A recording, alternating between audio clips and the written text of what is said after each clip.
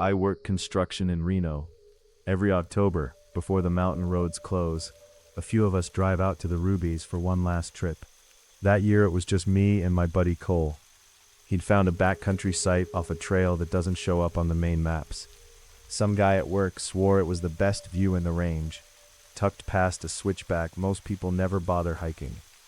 We got there early afternoon and knew right away it was worth the walk in.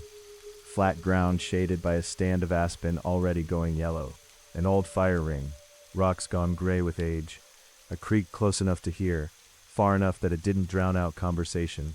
We set up camp without rushing, cracked a couple beers, watched the light change on the rock face across the canyon. By sunset the ridge had gone the color of a bruise, purple sliding into black. Cole said nobody'd been up here in months, said it like a compliment to the spot. The fire ring still had ash in it, fresh ash, the kind that gives a little when you press a stick into it, that hasn't seen a season of rain yet. I didn't say anything. Around 8, a light moved along the far ridge. There, then gone, like someone had thumbed a flashlight on and thought better of it. Cole figured it was another group, maybe a mile off. Fine, normal, people camp in October. We didn't bring it up again. We kept the fire a little higher than we needed to, and talked about nothing in particular until it burned down to coals. Midnight, the creek went quiet. Not low or quiet, like the whole hillside had stopped to listen along with me. I lay there a long time, just listening back. Then boots on gravel, slow, deliberate, stopping every few steps, the way something does when it's waiting to see if anything else is going to move. I didn't wake Cole, I don't know why. The footsteps stopped outside the tent, stayed stopped. I could hear breathing that wasn't mine and wasn't Cole's, slow, even, patient, like whoever it belonged to had done this before and wasn't in any hurry to be anywhere else. 4 minutes.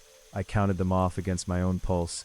Then the steps moved off toward the ridge, unhurried, and somewhere behind them the creek started up again, like something had finally let go of a breath it had been holding the whole time. In the morning there were 2 boot prints outside the tent, size 12 maybe, and beside it, pressed into the same soft dirt, a second print, smaller, narrower, shoulder to shoulder with the first, both facing our tent. We packed fast, faster than the hike-in had needed. On the drive out, Cole finally said what he'd apparently been sitting on since the fire ring, that the guy at work had mentioned, almost as an afterthought, a father and daughter who went missing near there 2 years back. Search called off after 11 days, never found. He said it like a fun fact, like it didn't much matter which mountain. I haven't been back. I still see those 2 prints when I close my eyes, side by side, the only tracks on that whole stretch of trail, because we checked all the way down to the switchback, and they didn't lead anywhere. They just stopped being there, the same quiet way they'd started.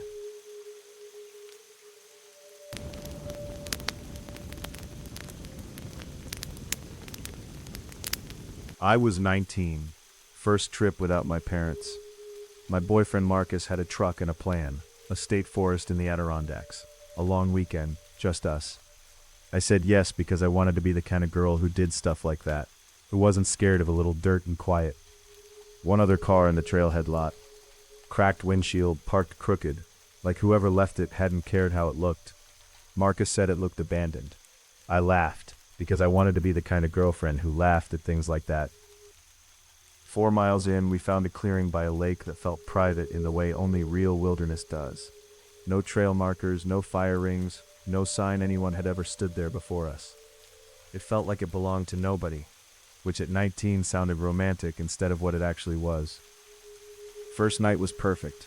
Swimming until the light went gray, a fire, Marcus teaching me how to filter lake water because I'd never done it before.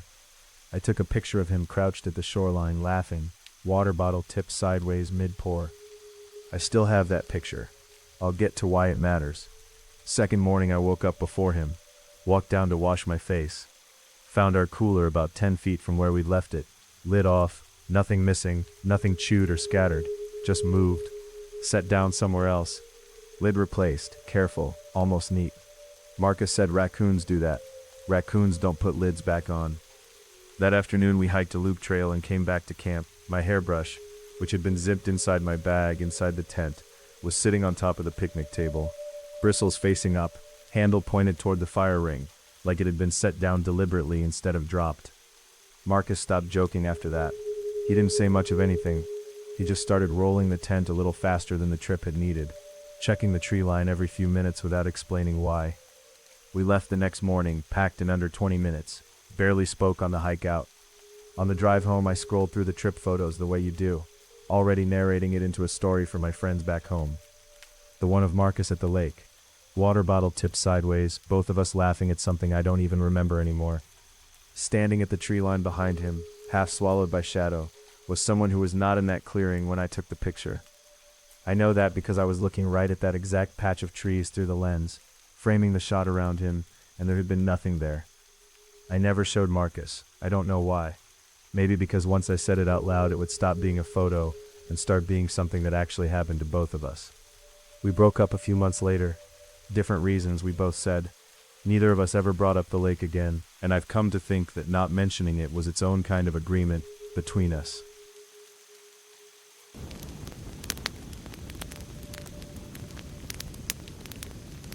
I manage a KOA outside a small town in the Ozarks. 9 years now. String lights, communal fire pits, families booking a week at a time, kids on bikes down the gravel loop until the porch lights come on. Most nights are the good kind of boring, the kind you're grateful for once you've done this job long enough to know what the bad kind looks like. Late September, slow season, maybe 6 sites occupied out of 40. A man walked into the office around 10 wanting a site for one night. Cash. No reservation, no tent, no cooler, no boots. Just a duffel bag and a folding chair. Said he liked sleeping outside, flat, like he was answering a question I hadn't asked yet. I gave him site 14, out by the tree line, because it was the only one open, and because some part of me didn't want him closer to the families. He filled out the registration card at the counter, name, vehicle, contact info, standard stuff, the kind I've watched 1,000 hands fill out.